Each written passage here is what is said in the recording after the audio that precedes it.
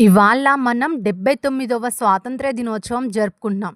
చాలా హ్యాపీగా జరుపుకుంటున్నాం. ఇదంతా జరగడానికి కొన్ని వేల ప్రాణాలు అర్పిస్తే గాని మనకి ఇలాంటి రోజు రాలేదు. బానిసలుగా బ్రతికే బ్రతుకులు మనకొద్దు. మనకంటూ స్వాతంత్ర్యం కావాలి. మన జీవితాలు మనం బతుకుదాం. మన బ్రతుకులు మనం బతుకుదాం అని పోరాడి, ఎన్నో కష్టాలు పడి, ఎన్నో ప్రాణత్యాగాలు చేస్తే గాని ఇలాంటి ఒక రోజు రాలేదు. మహాత్మా గాంధీ గారు ఒక మాట అన్నారు. ఆడది అర్ధరాత్రి ఒంటరిగా నడిచినప్పుడు మాత్రమే భారతదేశానికి నిజమైన స్వాతంత్రం వస్తది అని.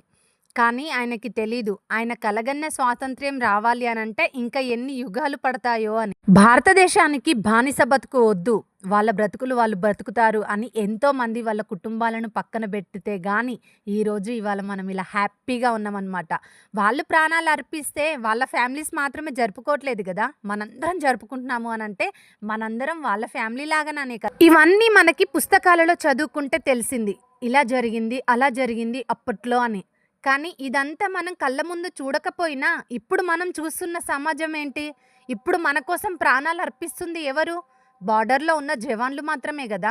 జవాన్లు రేయనక, పగలనక, తిండనక, తిప్పలనక ఏమీ ఆలోచించకుండా పగలు, రేయి కాపలా కాస్తేనే మనం ఇక్కడ హ్యాపీగా ఉంటున్నాం. ప్రతి ఒక్క పండగని హ్యాపీగా సెలబ్రేట్ చేసుకుంటున్నాం.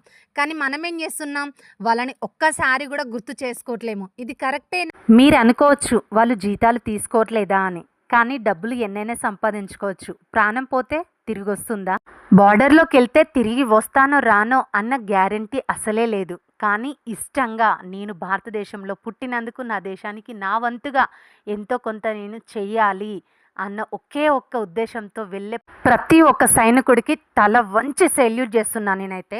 వాళ్ళకే కాదు, వాళ్ళని ఎంతో ఎంకరేజ్మెంట్ చేసే వాళ్ళ ఫ్యామిలీస్కి కూడా సెల్యూట్ చేస్తున్నా. ఎందుకంటే వెళ్ళిన వాళ్ళు తిరిగి వస్తారో రారో అని తెలిసినప్పటికీ వాళ్ళని మంచిగా ఎంకరేజ్మెంట్ చేసి వాళ్ళని సపోర్ట్ చేసుకుంటూ నువ్వు వెళ్ళు, మేము ఉంటాం ధైర్యంగా అని చెప్పేసి.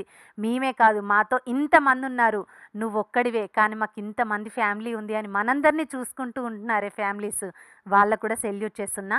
ఈ వీడియోలో నేను ఏదైనా తప్పుగా మాట్లాడితే నన్ను కొంచెం ఇగ్నోర్ చేయండి. వీడియో నచ్చితే తప్పకుండా లైక్ ఇవ్వండి. మీకేమనిపించిందో కూడా తప్పకుండా కామెంట్ సెక్షన్లో కామెంట్ అయితే చేయండి.